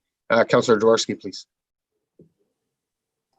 Thank you. Through you, Mr. Mayor. I'm sorry. I had a question and then I lost it, but now it's back. My question, in terms of this bylaw, so for a year, if you're able to, Ms. Haley, if you're able to do the research faster, or if something, if the federal government provides more clarity or the provincial government provides more clarity prior to that, I'm assuming that we can, we could repeal the bylaw before the 1 year mark? Yes, that is correct. Okay, thank you. Okay, thank you. Any other questions or comments? Not seeing none. I have a motion moved by Martin Lang, second by Sam McDonnell. Be resolved that staff report 161-2020 be received and that the Council of the Township of South Glengarry directs administration to prepare an interim control bylaw to prohibit any new expanded growing, cultivation, processing, or production of cannabis in the township. The interim control bylaw shall not apply to the growing and cultivation of up to 4 plants on any property for personal consumption. This will permit administration to undertake a study and review best land use planning practices and policies for cannabis production and processing facilities. You heard the motion. All in favor? Motion's carried. Thank you. Thank you, Mrs. Haley. We look forward to the next meeting. And we'll move to the regional incentive program financial agreements. Okay, thank you, Mr. Mayor. So in September 11th, I believe, was the deadline for applicants to apply for the regional incentive program. And the program had changed where the applicants had to file with the lower tier municipalities. So on September 11th or prior to, I received 6 different funding applications. Then the next deadline was September 18th, where I had to review the applications to determine if they conform to the regional incentive program and make a recommendation to the United Counties. So you work closely with the applicants along the way if they provide you adequate time to make sure they're submitting a good application that meets the terms and goals of the regional incentive program, in hopes that they'll be approved. So of course, we recommended that all 6 applications be funded. On October 9th, the Regional Incentive Committee met and reviewed all applications that were filed countywide. And we were very fortunate in South Glengarry for all 6 of our applications to be approved. And we had good applications that came forward. So it's great to see the dollars being invested in our community. So you'll see that the successful applicants were the Cooper's Marsh Conservators, the Martintown Mill, the Cornwall Golf and Country Club, the Raisin Region Conservation Authority, the Glengarry Fencibles Trust, and the Friends of the Somerstown Trails. And council's familiar with all of these organizations, so you know that they're going to make great additions to our community. I'd like to point out paragraph 6 in the staff report. And you'll see that the funding that's being issued is just over $39,000 to all 6 applicants. But the most important number to highlight in this staff report is the amount of investment that's coming back to our community. And this is what's great to track if we can and when we can, because it goes to show you that the dollars that we put in, whether it's through our CIP program or the RIP program, really do create a lot of dollars being spent in the community, you know, even job creations in some instances. So we have $182,225 that will be spent in the community if the projects are completed as planned. And I actually believe there'll be a little bit more that will be invested, because there's some aspects or secondary work to these components that will just get done because it'll add to the work that's being funded. And so I think it's something that we should be proud of, and we should highlight to show the investment. And I hope to do a staff report at the end of 2020 together with our economic development officer to show you the dollars that have invested throughout the entire year for both the RIP and the CIP program. So the purpose of this staff report is to recommend to council to receive the report and to permit the mayor and clerk to authorize all necessary agreements that will allow our treasurer to transfer the dollars when the program is completed. Okay, thank you.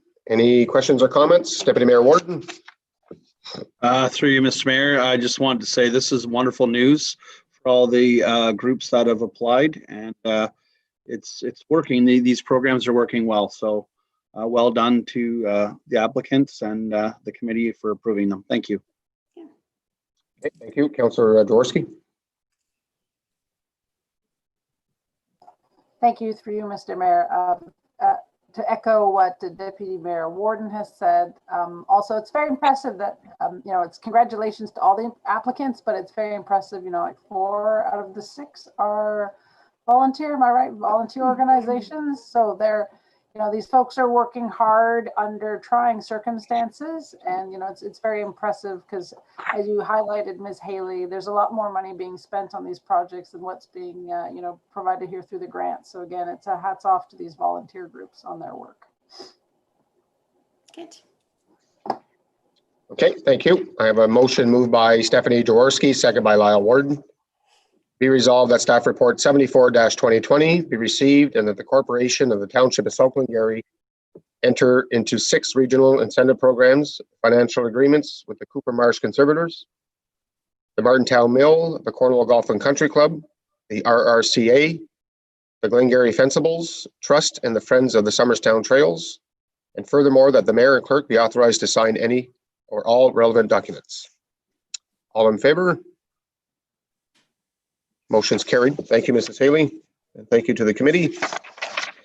Before I go to the next one, I just want to go back to the winter maintenance agreement with SD&G. Mr. McDonald had in the motion, Councillor Lang noticed an error in it, so I just want to quickly clarify it. It says winter maintenance agreement for SD&G 17 from Williamstown to SD&G County Road 19. That actually clarification for Mr. Lang, which is correct. It should be County Road 27. So SDNG 27. So we'll make that clarification in the motion. I just wanted to make council aware of it. Thank you, Councillor Lang, for noticing it. We'll go to number 11, deferral of site plan control process, Martintown Animal Hospital. Mrs. Haley. Thank you, Mr. Mayor. So myself and building staff have been working with the owners of the Martintown Animal Hospital prior to this fall to assist them in coming up with solutions just really for their space and their parking. And it was brought to their attention that any work that needed to be completed was subject to the site plan control process. However, I'm not sure that that information got relayed to the contractor that was hired. And unfortunately, we received a building permit application without having gone through this process. So council will recall that our site plan control bylaw requires any construction, new development, site alteration that's in a commercial zone to be subject to site plan control. The reason for that is to ensure that they're meeting all the necessary planning requirements in terms of setback, lot coverage, parking, and most importantly, that they're not altering the site that will negatively impact the abutting property owners from a grading and drainage perspective or an access perspective. So that's why it's important to have these types of site plans. I really feel when it comes to the type of building permit that the Martintown Animal Hospital is looking for is somewhat different than what we often see with new developments, like the one we dealt with earlier this evening, where they're doing a 5,000 square foot new building. So in this particular case, the Martintown Animal Hospital is struggling with their current configuration of their structure to be able to accommodate the public in a way that allows them to have separation distances and safely serve the public because of the restrictions that COVID-19 has presented to many of our businesses. And what they're proposing to do, is my understanding is, in one location, they want to add a sunroom type structure in front of an existing door and add a roof over it that will provide shelter for their patrons to drop off and pick up their animals. They're also looking at adding additional roof space coverage over other door accesses that are either provided for access for employees or the public. And we realize that there's some work to be done on that site to help them bring them into compliance. But because we feel we're in such a different circumstance and unusual times with COVID, the only solution I could think of is if we brought this to council and let council decide to defer the requirement for site plan control to allow them to proceed with the construction required with the winter months just ahead of us, to install that sunroom type structure and add those roof enclosures. And you will see in the staff report, I recommended that we provide the property owners 1 year until December 31st, 2021 to take their time and to look at options for that site that we can properly help them with, where they don't feel like they're really, rushed because of the winter season and having to accommodate their patrons safely or their customers safely. We have never recommended to council to do this. So this would be the first time we've come to council with a recommendation to defer. I feel that this is entirely in council's control. We're in a situation where it's not the province or, so for example, the Ontario Building Code that's saying you can't do this. This is something that you can decide, providing you direct staff accordingly. And if you have a different suggestion, we would work with you as well. But this was the best approach we could come up with to try and help with this business and still bring them into compliance. So this is why we're recommending that we defer their site plan control, which would allow them to get their building permit issued, get started, and then take the time to work with them to bring everything else into compliance. Okay, thank you, Mrs. Haley. Yeah, the conversation I had with Mrs. Haley, I believe it was Thursday, maybe Friday afternoon. Friday afternoon. Time goes by so fast, I can't remember what day it is sometimes. But I've had a conversation with the owner twice, I guess, in regards to the animal shelter or the animal hospital. And Mrs. Haley was following all the procedures and policies that she has to follow as an employee. But we have the right as a council to defer her request, I guess, in regards to site plan. So my recommendation is that we do accept this. I mean, it's something that they didn't plan for over the summer months, only based on COVID-19 is still with us, and it seems like it's been with us for a while. And to protect their clients, the only way they can do that is by, instead of having them stand outside in the cold weather that's coming up upon us in the near future. They're prepared and willing to build some type of a shelter to protect their clients. So if we can defer this, I think it would move them along a lot quicker, and then the staff in the building department and Mrs. Haley can work with them to make sure that everything else is done to building code, I guess, and site plan control. So any questions or comments, Deputy Mayor Warden?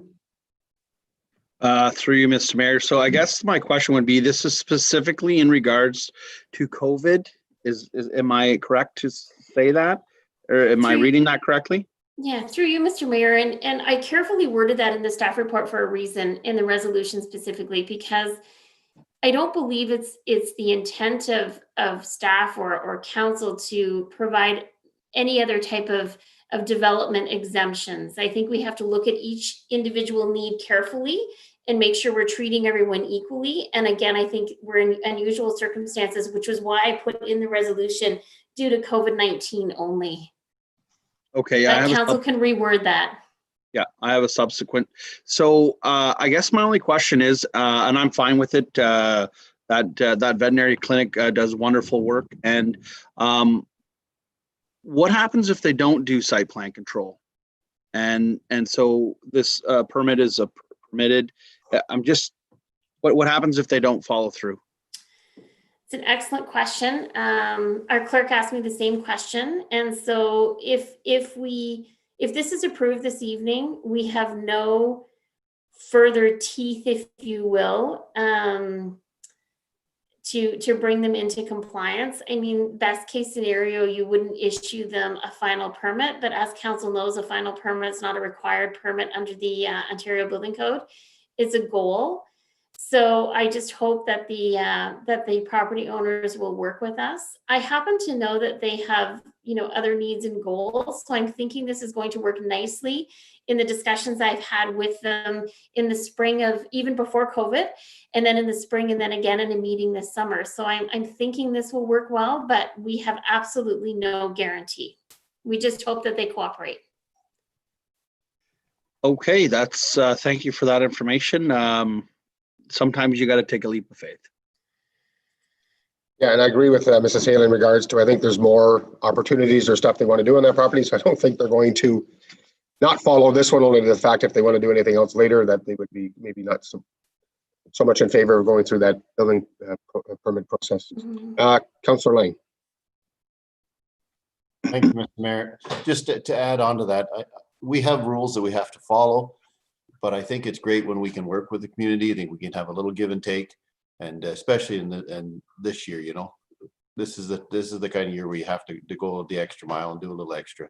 So I think this is a great initiative, and I'm all for it. Okay, great. Thank you. Councillor McDonnell. Through you, Mr. Mayor, thank you to Ms. Haley for getting this on the agenda on such short notice. I know I was contacted I was contacted by the owners as well.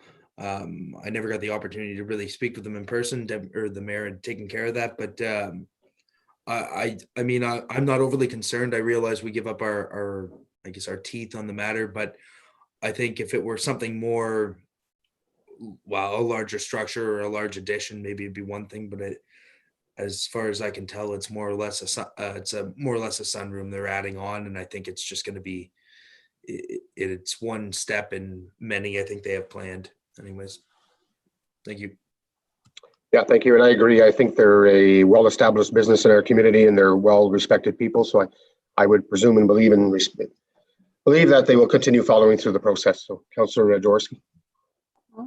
Yeah, no, just to highlight a few of the points that were made. I mean, they're a very well-respected business, very valued. Their services are very, very much valued by the community, and the work that's going to be done is in the grand scheme of things fairly minor. And like I like how Councillor Lang put it about, where you have options to give and take, particularly in these conditions, I think it really makes sense. And thank you to you, Ms. Haley, and your department for coming up with this solution. Thank you. Okay, thank you. So I have a motion moved by Sam McDonnell, second by Stephanie Jaworski. Be resolved that staff report 164-2020 be received, and that the council of the Township of South Glengarry permits the site plan control approval process and agreement for the Martintown Animal Hospital located at 4910 9 Mile Road in Martintown be deferred due to COVID-19 only, to permit the issuance of a building permit, providing that the site plan control process and agreement is approved by December 31st, 2021. You heard the motion. All in favor? The motion's carried. Thank you. Thank you, Mrs. Haley. Thank you. Deputy Mayor Warden, I'll ask you to take the next one. It's the sale of the land in Glen Walter. I'm declared a conflict of interest that the land was listed by an agent from my Century 21 office that I'm a part owner of, and also sold through our company. So I'll ask you to take that, Deputy Mayor Warden, please.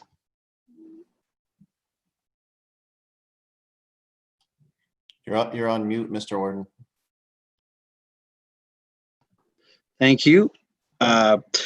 Moving on to staff report 165-2020, a sale of part 1 on our reference plan 14R 63-80 on Glen Walter Park Road. Mr. McDonald.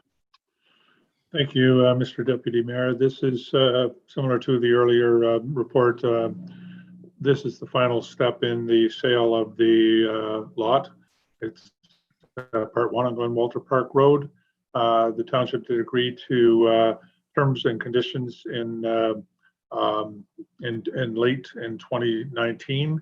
Part of those conditions were required a process for a minor variance, which has been completed now, and the sale can be completed, and the bylaw can be adopted to finalize the sale. Okay, thank you. Are there any questions of council? Seeing none, be it resolved that staff report 165-2020 be received, and that the council of the Township of South Glengarry pass bylaw number 75-2020, being a bylaw to authorize the sale of part 1 on 14R-6380 Glen Walter Park Road, be read a first, second, and third time, passed, signed, and sealed in open council the second day of November 2020. And furthermore, that the deputy mayor and clerk be authorized to sign any relevant documents. All those in favor? Motion is passed. Thank you very much. Back to you, Mr. Mayor. Thank you, Mr. Deputy Mayor Warden. Sorry, we'll move to other business. Number 3, under information purposes only, was a notice improving Ontario Blue Box. Councillor Jaworski, I believe, asked to have that pulled. I did, thank you. Through you, Mr. Mayor, I wanted to ask Mr. Ewan McDonald to address that one for us, please. Thank you, and through you, Mr. Mayor. As we've discussed, I believe a fairly number of times, there is a change coming with Blue Box collection and recycling in the province of Ontario. We are moving to a full producer responsibility system. At the end of the day, I'm not anticipating there's going to be a whole lot of changes to our residents as far as the way we collect recycling at the current time. It will still likely be a roadside collection. What will be changing is who's responsible for the product that is being collected, the materials, and who's paying for those materials. So the producers will be responsible for a number of materials. The program is going to be expanded to include all municipalities, even those that have less than 5,000 population, which it does not currently include. It will be expanded to include collections for schools and some institutional properties as well. And this transition will take place over the next number of years. Our transition date is 2025, and that has been determined by the province based on our, we had actually requested 2024, but we've been slotted in for 2025. I will be able to provide a little more detail on the exact regulations. There is a webinar this Wednesday with AMO that I'll be participating in, and I'll be providing that information to council with a more detailed update.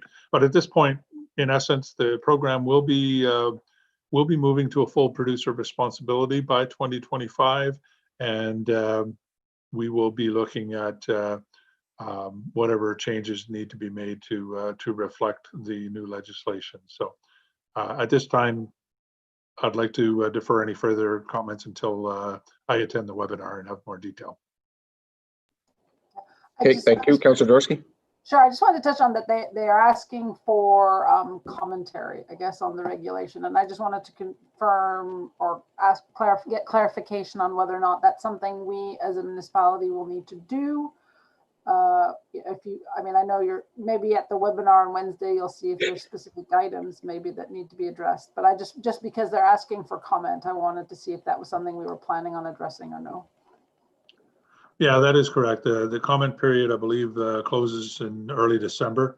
So once I've participated in the webinar, I do know that the Association of Municipalities of Ontario has been a very great advocate for municipalities, and especially smaller rural municipalities, with regards to this regulation. So we've been feeding our comments through our waste management group in SDNG through to AMO, and they've been bringing them forward to the province. So more on that to come, though. Okay, thank you, Mr. McDonald. Thank you, Councillor Jaworski. I'll move to the next one is number 5, the garbage bag limit. Deputy Mayor Warden. Through you, Mr. Mayor. If any of you were online last week, I'm sure you've seen a slew of comments from a post that I shared, and it sparked some good debate. And I think it's time that our council revisits this again. I posted that I was in favor of reaching a 2-bag limit, which was in the 2012 report, which kind of gave outlines, guidelines to what our municipality should be doing to achieve our diversion rates. In the letter that Ms. Jaworski wrote to council, on behalf of the South Glengarry Environment Committee, it states that South Glengarry's North Lancaster landfill was opened in 1977 and is expected to reach capacity in 2029. And Beaverbrook landfill was opened in the same year and it's expected to reach capacity in 2033. If you'll remember earlier this evening, MNP outlined that we are short about $1.3 million for our landfills. Now we do have the reserves, but it is a liability that is going to be coming. And as Councillor Jaworski stated, that they have different years than are lining up with that report. So it could even be higher. And I think we need to seriously have a conversation, get some public feedback as to what the residents want. Some are absolutely in favor of reaching a 2-bag limit. Some are dead against it. So I think, but I know one thing, we are all going to be paying for a new landfill. That is a fact. So whether you're for 2 bags or you're for leaving it at the status quo, I think public consultation needs to be had. And 9 years is not a long time in anything. So I think basically it's been pushed down the field the last term, and I think we have to grab the bull by the horns and get some feedback and make a decision. Thank you. Okay, thank you. So your request is to go to Mr. McDonald in regards to coming back and report at a later date in respect to how we can get to your suggested 2-bag limit. And Mr. McDonald, if you can bring back lots of information in regards to reducing the bag limits, what it will do for us, I guess pros and cons on both sides, that would be much appreciated. I believe there was a comment or question from Councillor McDonnell.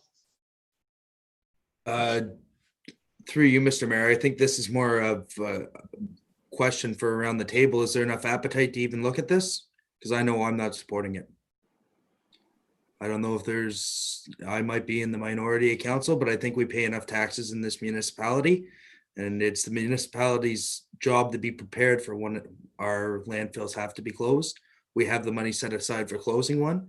I think we should be looking at where we're going to put our next one. Should we be going that route, or whether we should be investigating whether we send it to La Flèche or whether we go with something a little more modern like incinerating. But I don't think this is something I'm interested in exploring at this point.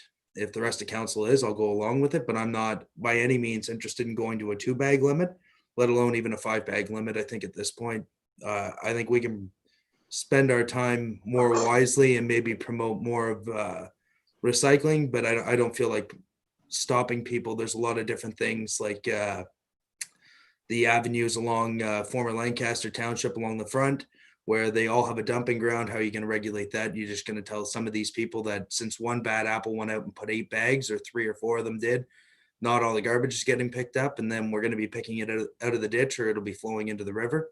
I mean, it's your decision at this point, or the rest of council's decision as well, but I don't see an appetite for it. Okay, thank you. I think it's anybody's right to bring something forward and ask for information to come back. So I would presume and believe that the balance of council would support Deputy Mayor Warden's request to have more information to come back. I'm not saying I'm supportive one way or the other at this point, but I think the right is to come back to see if there's a way of reducing those costs or reducing the amount of bags. And if that comes back that the answer is really no, then we know where we stand. So we'll see what happens at that point. Councillor Jaworski. Thank you, through you, Mr. Mayor. I just wanted to back up and provide a bit of context on why the Environment Committee wrote this letter. You may recall that it was almost a year ago now that the Environment Committee was asked to revisit the waste management study, and then early this year we'd received a letter from a resident asking for a cloth diaper subsidy. And so when our committee deliberated that, we thought, well, it didn't seem to be consistent to recommend that there should be a cloth diaper subsidy when we have such a high bag limit. And also, obviously, at our committee, we discussed the state of the landfill, the fact of its reducing capacity. Also, we've had discussions about we've had information come to us saying that the diversion rates, the percentage of our recycling of our residents is lower than in other surrounding areas, and also that other, we're the outlier in terms of the other townships only having a 2-bag limit. We thought that it was reasonable to have council look at this issue because of all these different factors. But I want to be clear that we were not recommending a specific number. We were clear though that any reduction should be done in a phased manner. But we think definitely this is a greater issue. I mean, there's other issues we didn't touch on, but we have a lot of commercial waste going to our landfills that perhaps we should be dealing with differently as well. I think we need to take a bigger look at this issue. So I would definitely support having a report come back on what can be done. And certainly we can get a lot of information from our townships around us who have these lower bag limits and how they implement them and what effects that they did have. Certainly the comment about that it might encourage people to dump garbage on the side of the roadway. I think that's something that definitely needs to be explored, and how, if that did occur in the other areas, does occur, and how it can be managed. Okay, thank you. So I will ask Mr. McDonald to investigate and come back with as much information as possible for council to make the proper and right decisions. If it needs to go back to the Environmental Committee for more discussion at that point before it comes to council, I have no issue with that. So we'll wait for Mr. McDonald to bring that back at a later date. Okay, thank you. Thank you, Deputy Mayor Warden. I have a motion moved by Stephanie Jaworski, second by Sam McDonnell. Be resolved that the Council of the Township of South Glengarry accepts the item presented on the agenda as committee reports and for information purposes only. All in favor of that motion? Motion's carried. Thank you.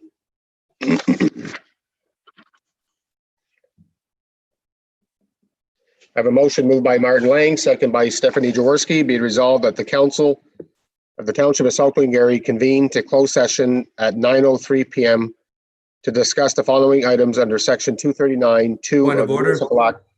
Sorry, yes, I apologize. I know where you're going. Unfinished business list. I usually do that often. I was going to find it.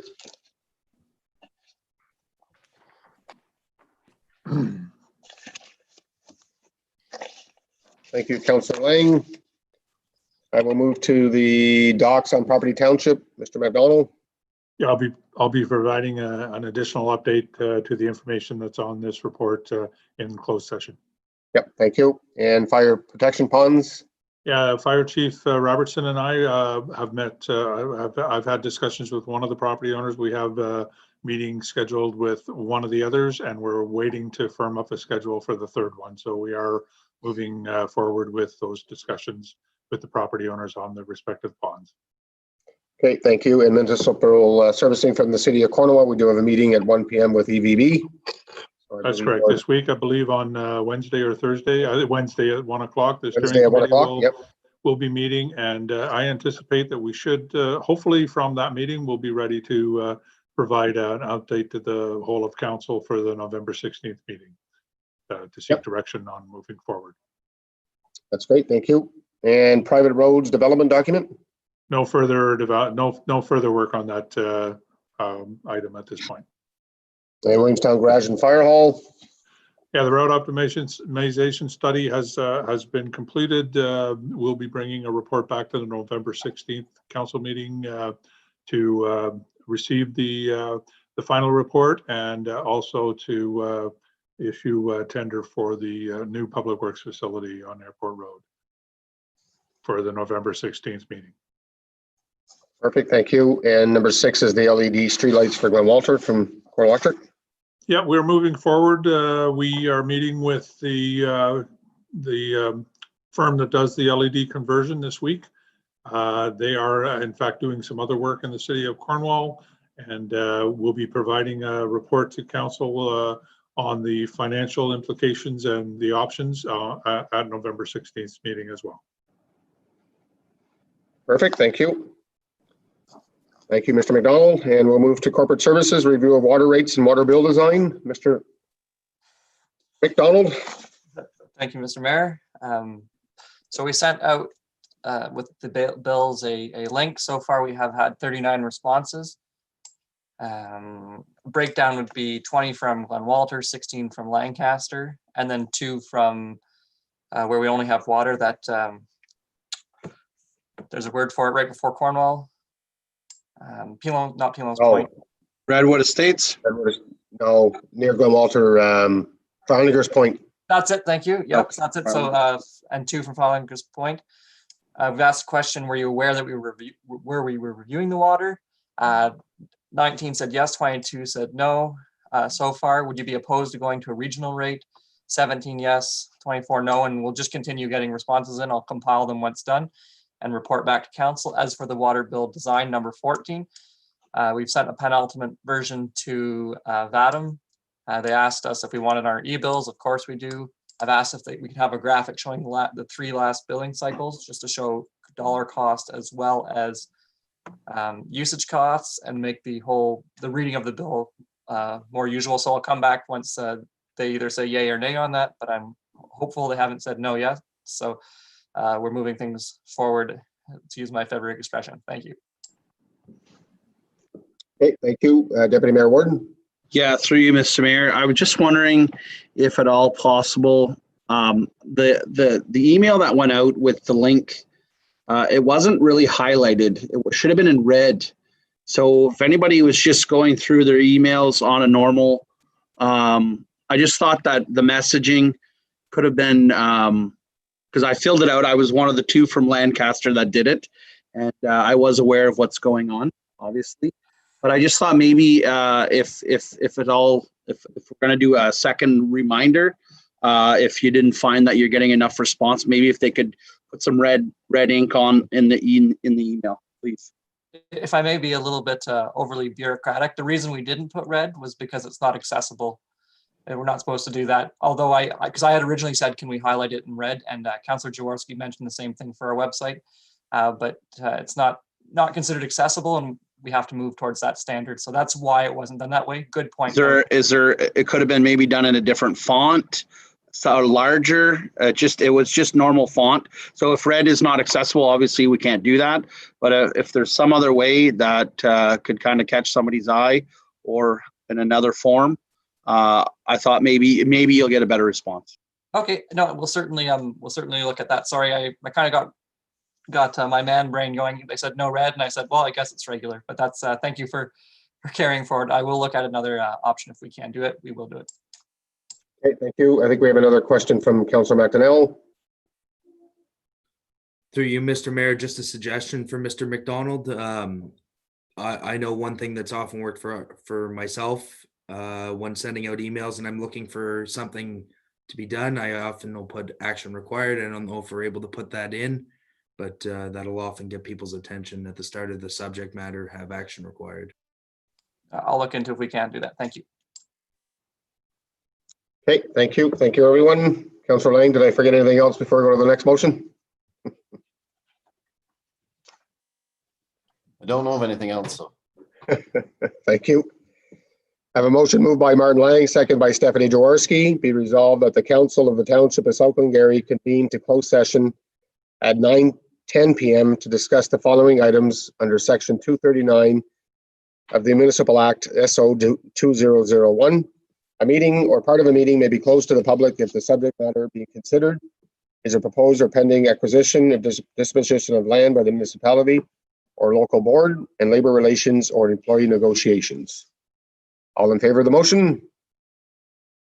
Motion's carried. Thank you very much to the public and the staff that will be leaving us this evening. Enjoy the rest of your evening.